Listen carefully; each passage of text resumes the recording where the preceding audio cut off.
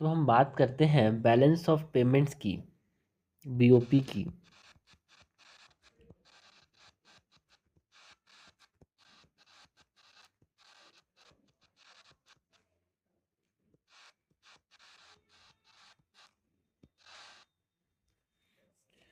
So balance of payment के अंदर जो बैलेंस ऑफ पेमेंट है क्या है भाई, एक तरह से एनुअल फाइनेंशियल स्टेटमेंट है जो कि जो मॉनेटरी ट्रांजैक्शंस है उसको ट्रैक करता है। हमारे देश का किस दुनिया के साथ कैसा मॉनेटरी ट्रांजैक्शंस रहा है उसको ये ट्रैक करता है, balance of payments. So the balance of payment is an annual financial statement that tracks the monetary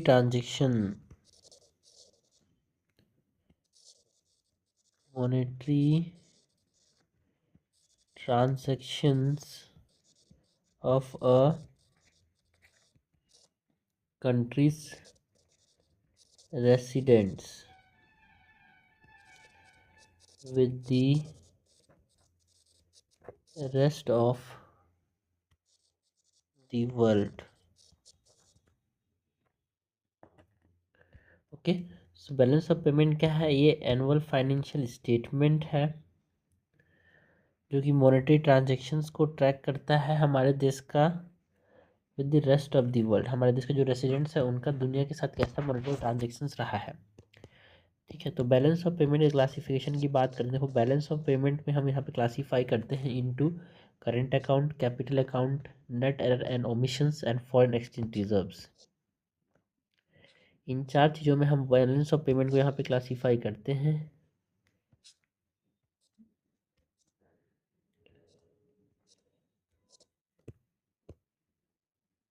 so balance of payment, current account, capital account, net error and omissions, foreign exchange reserves.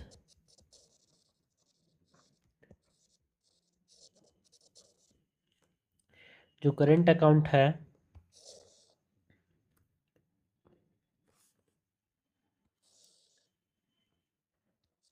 इसको हम classify करते हैं एक तरह से balance of visibles and balance of invisibles में।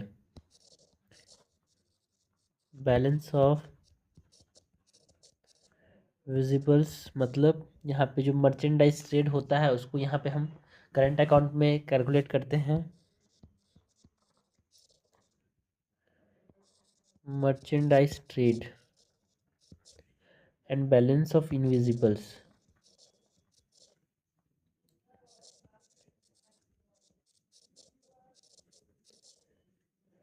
Balance of invisibles के अंदर हम यहाँ पे सर्विस, इनकम ट्रांसफर्स, ये सब चीज़ को यहाँ पे देखते हैं।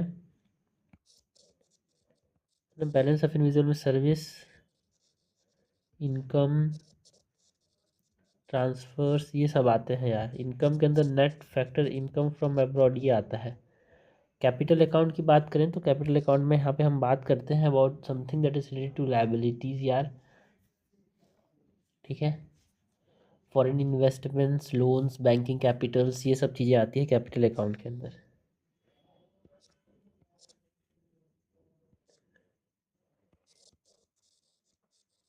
फॉरेन इन्वेस्टमेंट्स,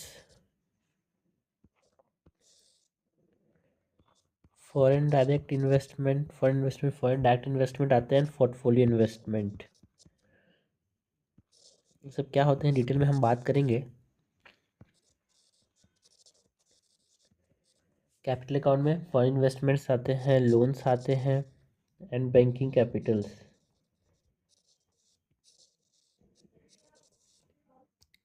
ये हमने बैलेंस ऑफ पेमेंट को क्लासीफाई किया यार into current capital, net error and omissions, foreign exchange returns में, द फॉरेन एक्सचेंज रिजर्व्स में।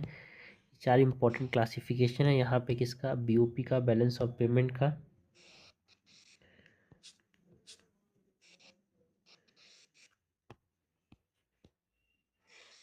Current capital, net remittance, foreign exchange reserves.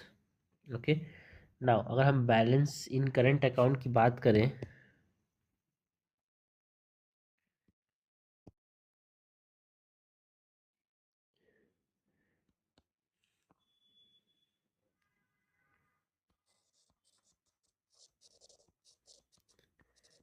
Balance in current accounts,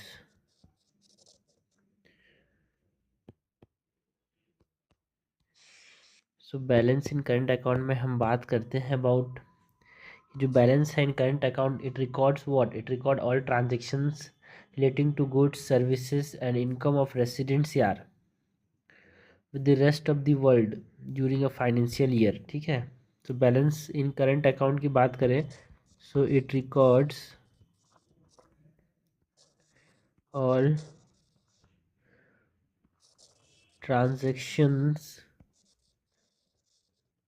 relating to goods service and income by resident. ठीक है, current account के अंदर जो balance है उसमें क्या आता है, जो गुड सर्विस एंड इनकम के रिलेटेड जो भी ट्रांजेक्शन्स हैं दुनिया के साथ एक फाइनेंशियल ईयर में वो आते हैं यहाँ पे।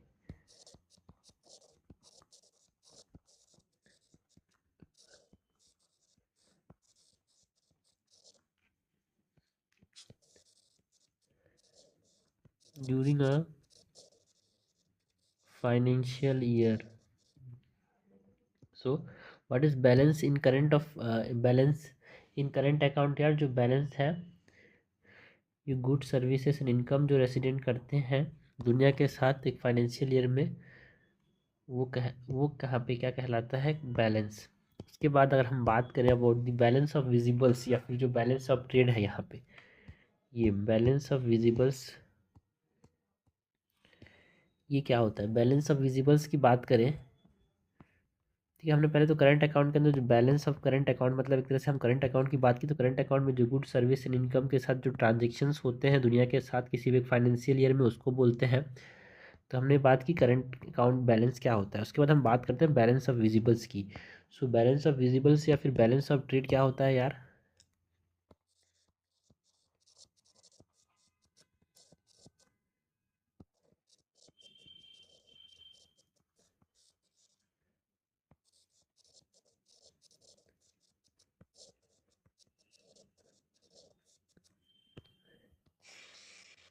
सो यहाँ पे दो चीज़ें आती है भाई,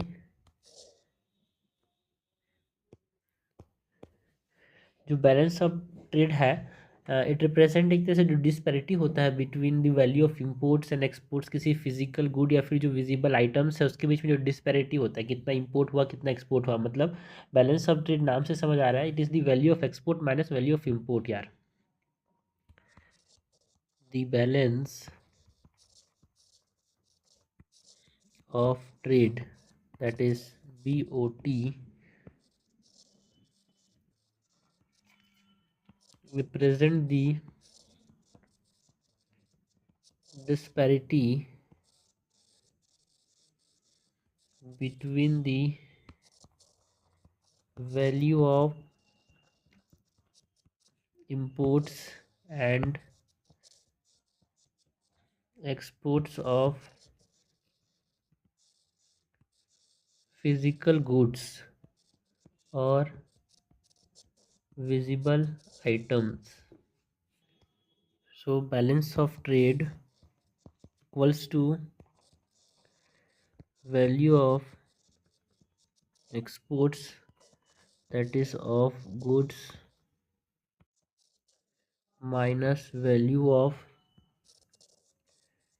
imports of goods।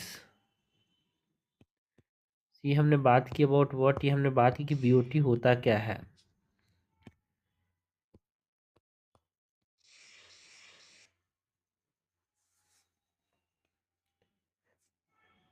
ओके। सो जो बैलेंस ऑफ ट्रेड है ये क्या है भाई, वैल्यू ऑफ इंपोर्ट में और एक्सपोर्ट में जो डिस्पैरिटी है विजिबल या फिजिकल आइटम्स का, उसको हम क्या बोल रहे हैं, बैलेंस ऑफ ट्रेड बोल रहे हैं। ठीक है, बैलेंस ऑफ ट्रेड या फिर बैलेंस ऑफ विजिबल्स, ये वाला हमने बात की यार। बैलेंस ऑफ विजिबल्स क्या होते हैं, इसके डेफिनेशन की बात कर ली।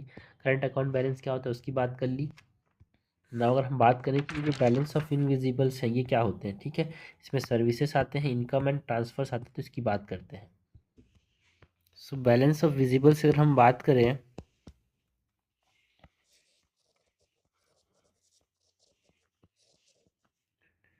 सॉरी बैलेंस ऑफ इनविजिबल से अगर हम बात करें तो ये भी किसके अंदर आता है यार, करंट अकाउंट के अंदर ही आता है।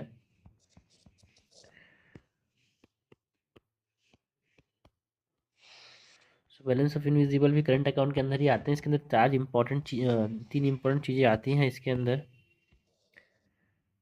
एक तो सर्विसेज, जिसको कैटेगराइज करते हैं इंटू 13 हेडिंग्स यार।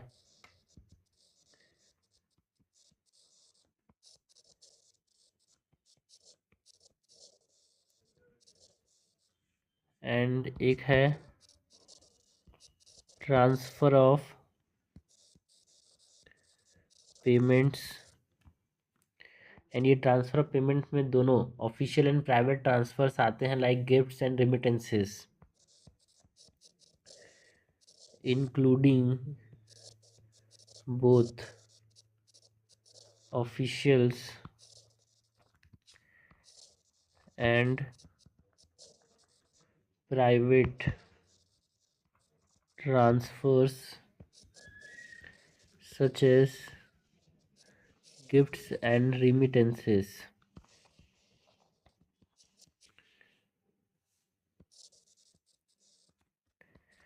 एंड अगर हम net income from the rest of the world की बात करें तो वो भी बैलेंस ऑफ इनविजिबल्स में आता है। Net income from rest of the world which includes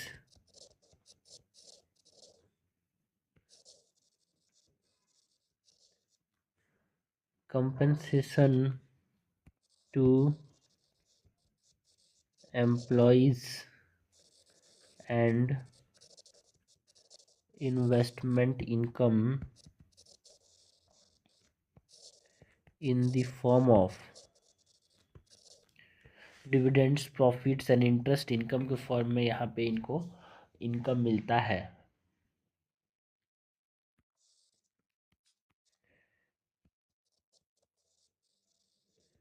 dividends,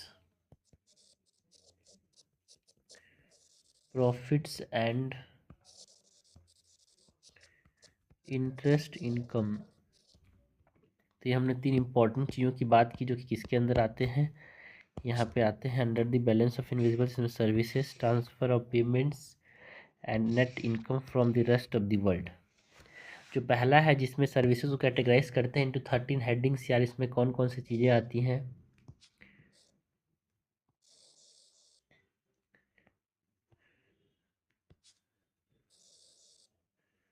सो पूरे पूरे 13 हेडिंग्स अगर यहाँ पे हम बात करें तो travel, transportation, insurance and pension services, maintenance and repair, सब चीज़ें यहाँ पे आती है बैलेंस ऑफ इनविजिबल्स में।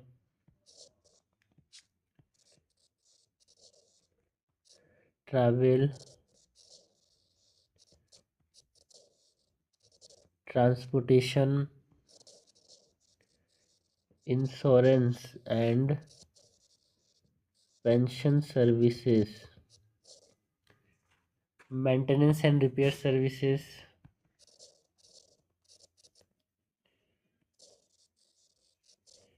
Maintenance and repair services, other business services,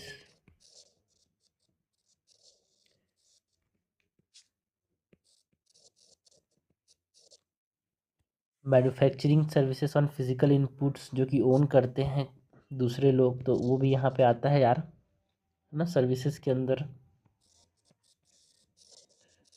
manufacturing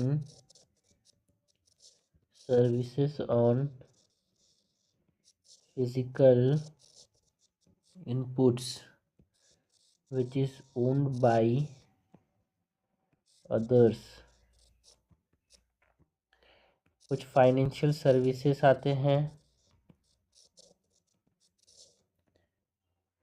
intellectual property जो कि एक तरह से रिलेटेड रिसीप्ट्स हैं या फिर पेमेंट्स हैं, वो यहाँ पे आते हैं यार in the services.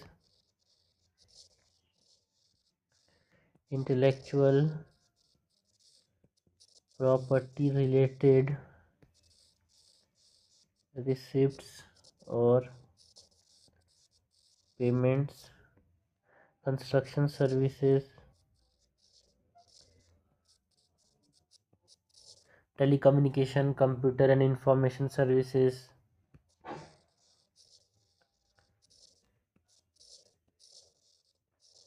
Telecommunication, computer and information services. जो personal, culture and recreational services हैं वो भी यहाँ पे आते हैं यार सर्विसेज के अंदर। Personal, cultural and recreational services. And जो गवर्नमेंट गुड्स एंड सर्विसेज हैं they are not included elsewhere यार। लाइक जो रिसीप्ट्स एंड पेमेंट्स हैं, maintenance for foreign embassies, diplomatic missions, ये सब इसके अंदर नहीं आते।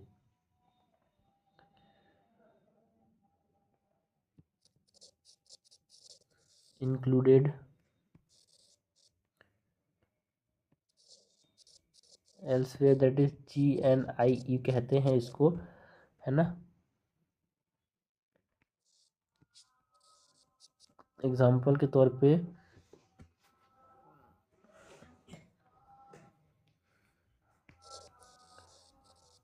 पेमेंट्स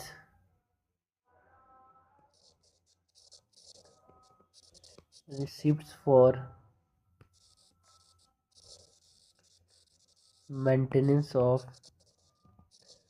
foreign embassies, या फिर जो डिप्लोमेटिक मिशन है वो सब इसमें इंक्लूड नहीं होते ये सर्विसेज के अंदर। ऑल्सो ये जो बताए गए हैं 13 कैटेगरीज के अलावा कोई और जो सर्विसेज हैं अदर्स नॉट इंक्लूडेड एल्सवेयर। तो ये हमने बात की अबाउट दी सर्विसेज की।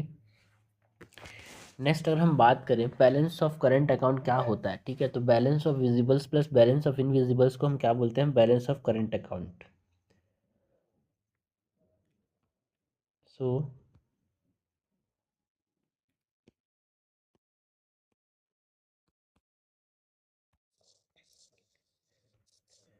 Balance of current account is equal to balance of visibles plus balance of invisibles. ये हमने बात की about the balance of current account की। सो अगर हम बात करें कि जो कितना करंट अकाउंट डेफिसिट यहाँ पे डिज़ायरेबल या फिर सस्टेनेबल होता है उसकी, so what level of current account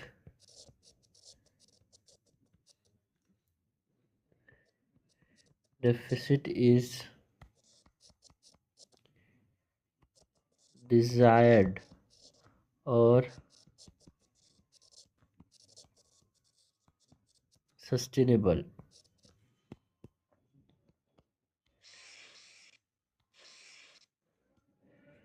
so Rangaraj committee report ने कुछ अलग बोला था, RBI गवर्नमेंट करंटली एडवोकेट क्या करता है, NVY रेड्डी ने क्या बोला था, वो सब यहाँ पे हम बात करेंगे। अलग अलग कमेटी ने अलग अलग चीज़ें बोली थी कि कितना करंट अकाउंट डेफिसिट जो है वो सस्टेनेबल है। सबसे पहले तो यहाँ पर हम रंगराजन कमेटी की रिपोर्ट की बात करें जो रंगराजन कमेटी का जो रिपोर्ट था 1993 में, उसके हिसाब से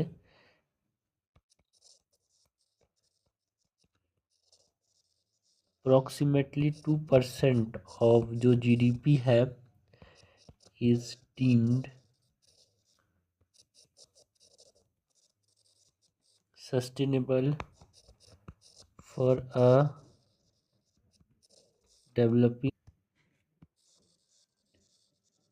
developing economy like India.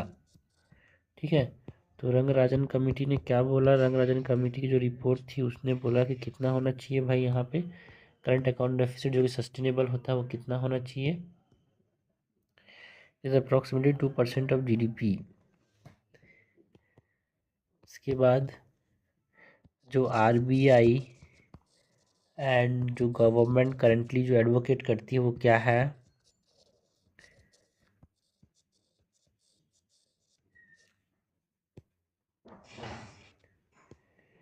It is एक तरह से हमारे पास 2.5 to 3% ऑफ जीडीपी मैनेजेबल है यार।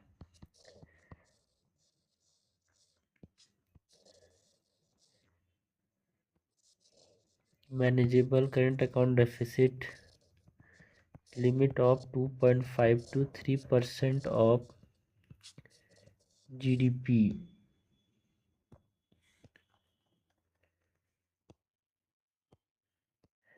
इसके बाद अगर हम बात करें वी वाई रेड्डी की कमिटी जो थी, इसमें यहाँ पे हम बात करते हैं अबाउट ड्यूरिंग शॉक्स, यहाँ पे कितना करंट अकाउंट डेफिसिट होना चाहिए, नॉर्मल समय में कितना होना चाहिए। So during shocks it could escalate current account deficit को शॉक्स के समय हमारे पास 4 से 5% ऑफ जीडीपी तक यहाँ पे हम क्या कर सकते हैं? एस्केलेट कर सकते हैं, बढ़ा सकते हैं। If the target remains within 2.5 to 3% of range and recommends India to aim for a 0% current account deficit. यहाँ पे इसने रिकमेंड किया वी वाई रेड्डी ने टू प्रोवाइड फ्लेक्सिबिलिटी, जो अब पोटेंशियल स्टॉक्स हैं उनकी फ्लेक्सिबिलिटी पाने के लिए यहाँ पे हमको जीरो करंट अकाउंट डेफिसिट रखना ज़रूरी है, ये बोला। To provide flexibility in absorbing potential shocks। So V Y Reddy ने एम कितना किया था? Zero current account deficit. Shocks के समय यहाँ पे 4 to 5% ऑफ जीडीपी तक यहाँ पे एक्सक्लेट कर सकते हैं। सो ये हमने बात किया अबाउट कितना यहाँ पे लेवल जो है वो डिज़ायरेबल एंड सस्टेनेबल है, उसकी बात की। बैलेंस ऑफ पेमेंट में सबसे पहले करंट अकाउंट की बात की। करंट अकाउंट में हमने बात की balance of invisibles and balance of visibles. ठीक है, नेक्स्ट हम बात करेंगे अबाउट, हमने बात कर ली करंट अकाउंट की, balance of visibles, balance of invisibles, service, income and transfer. Service में 13 कैटेगरीज है ना। नेक्स्ट हम बात करेंगे about capital account in foreign exchange reserves की।